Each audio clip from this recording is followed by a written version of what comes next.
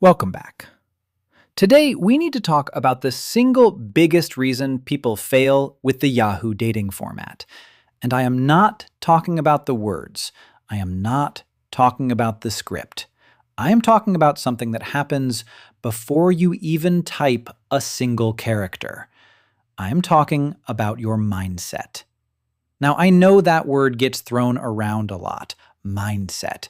It sounds like something a life coach would say. It sounds like something you hear in a motivational video and forget 5 minutes later. But I am not talking about motivation. I'm talking about something much more practical. I'm talking about your internal state, your baseline, the place you are operating from when you sit down to work.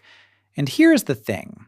If your baseline is wrong, the format does not matter. If your baseline is fear, the format becomes fear. If your baseline is desperation, the format becomes desperation. If your baseline is need, the format becomes need. And the person on the other side of the screen can feel it. They cannot see you, they cannot hear you, but they can feel your energy through the words you use, through the timing of your responses, through the subtle desperation that leaks into your sentences. And when they feel that, they pull back. So let me ask you something. When you sit down to work, what is your baseline? Are you coming from a place of abundance or scarcity?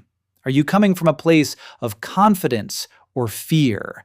Are you coming from a place of control or desperation? The Yahoo dating format is not designed to fix your baseline. It is designed to express your baseline.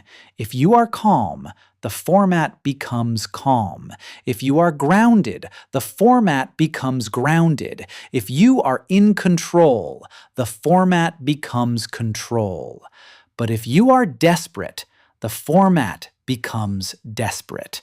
And desperate does not close. So how do you fix your baseline? You start by detaching from the outcome. You stop needing the conversation to go a certain way. You stop needing the other person to say yes. You stop needing the money. And when you are not attached to the outcome, you are free.